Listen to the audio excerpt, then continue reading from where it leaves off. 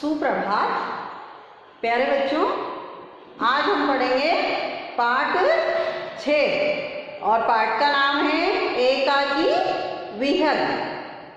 एकाकी विहग का मतलब होता है पक्षी।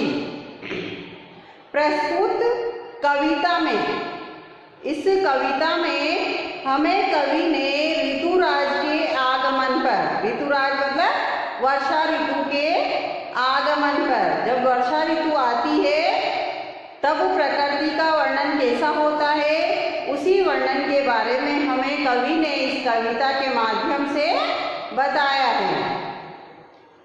ऋतुराज के आगमन पर प्रकृति में होने वाले मनोहारी परिवर्तन का मर्मस्पर्शी वर्णन किया है। साथ ही साथ यह भी दर्शाया गया है कि जहाँ चारों ओर हरियाली और रंग बिरंगी प्राकृतिक छटा को देखकर सभी प्राणी प्रश्नचित्त हैं, वहीं एक पक्षी पिंजरे में उदास बैठा है। अर्थात इस कविता के माध्यम से कवि ने हमें यह समझाया या यह बताया है कि जब वर्षा ऋतु आती है तब पक्षी कैसे मनोहारी होते हैं और हमारे चारों तरफ की जो हरियाली होती है वह बहुत अच्छी सुंदर लगती है। प्राकृतिक जो छटा होती है, पेड़ पौधे सब हरे भरे हो जाते हैं।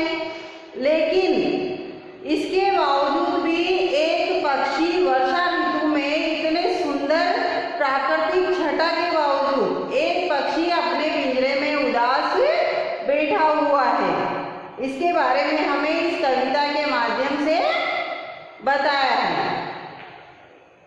जब अंबर के आंगन में, जब अंबर के आंगन में मतलब अर्थात इस आकाश और धरती के आंगन में सब चिड़िया उड़ी परस्पर, सारी चिड़ियाएं उड़ गई आकाश में, सारी चिड़ियाएं उड़ गई आपस में, परस्पर मतलब आपस में एक साथ सारी चिड़ियाएं उड़ गई।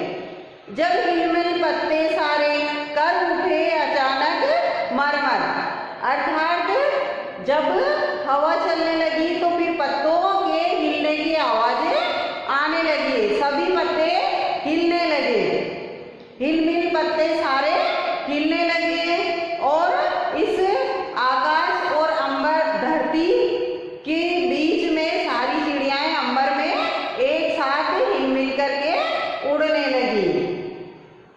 जब गूंज उठी कानन में सखी मोरों की झनकारें, देखो बच्चों, जब वर्षा ऋतु आती है तो चारों तरफ हरियाली हो जाती है, बारिश की बूंदें रिमझिम टपकती है, तब क्या होता है, मोर की जो खुशी होती है वो वर्षा ऋतु को देख करके अलग ही उनकी खुशी होती है और वो उस खुशी में नृत्य करने लग जाते हैं, नाचने लग जाते हैं।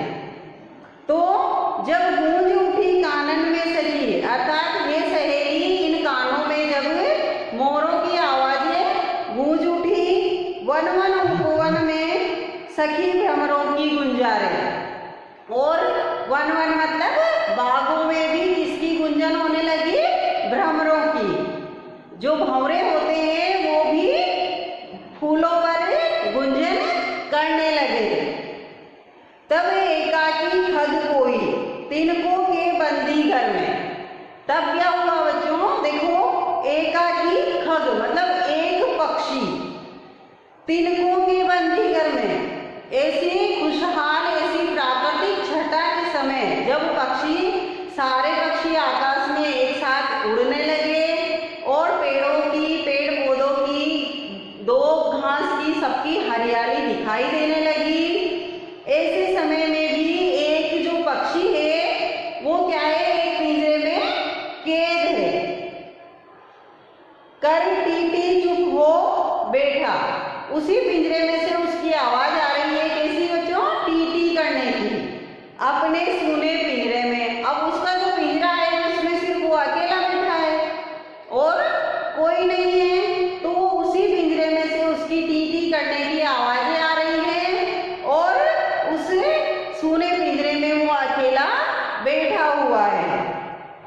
पेड़ों की शाखाओं में जब फूट पड़े नवपल्लव, पेड़ों की जो शाखाएं होती है उनमें भी नवपल्लव मतलब नए पत्ते फूट पड़े हैं, नए पत्ते उत्पन्न हो गए हैं। जब बारिश आती है तो पेड़ जो सूखे होते हैं वो भी हरियाली ले आते हैं, वो भी हरे भरे हो जाते हैं। गा उठे विहग ऋतुपति का वन उपवन में जब उत्सव। अब जब चारों तरफ हरियाली हो गई तो पक्षी क्या करने लगे, उनकी ही आवाज में गाना गाने लगे खुश होकर के। उन बाग बगीचों में उस हरियाली के साथ वो उस वर्षा ऋतु में उत्सव मनाने लगे, अर्थात वो अपना त्योहार मनाने लगे। जब चटक उठी यौवन पा पुलकित मुकुलित सब कलियां, और जब यौवन का मतलब सारी जो कलियां हैं वो पुलकित हो गई है, खुशहाल हो गई है, खिल उठी हैं। लद गई भाग से मधु के जब विकसित कुसुमावलियां, और सारे भाग से वो जो पेड़ पौधों की जो डालियां होती है वो फूलों से और फलों से लद गई है। तब गिरा किनारे पथ के पतझड़ का पत्ता जर्जर, और उस समय रास्ते में एक पत्ता पतझड़ का गिर जाता है। हंस उठा विहंग एकाकी फिर दृग अपने लाया भर। अब जो वो अकेला पक्षी था वो पत्ता देख करके हंस उठता है। ठीक है बच्चों, तो इस पाठ में हमें वर्षा ऋतु का वर्णन कवि ने किया है। वर्षा ऋतु में जो खुशहाली आती है, हरी भरी घास हो जाती है, पेड़ पौधे हरे हो जाते हैं और सभी पक्षी अपनी अपनी खुशियों से आकाश में एक साथ उड़ने लगते हैं और उस खुशहाली का वो सभी पक्षी मिलकर के उत्सव मनाते हैं। वर्षा ऋतु सबसे अच्छी ऋतु होती है और इसमें हमें सबसे ज़्यादा खुशहाली मिलती है।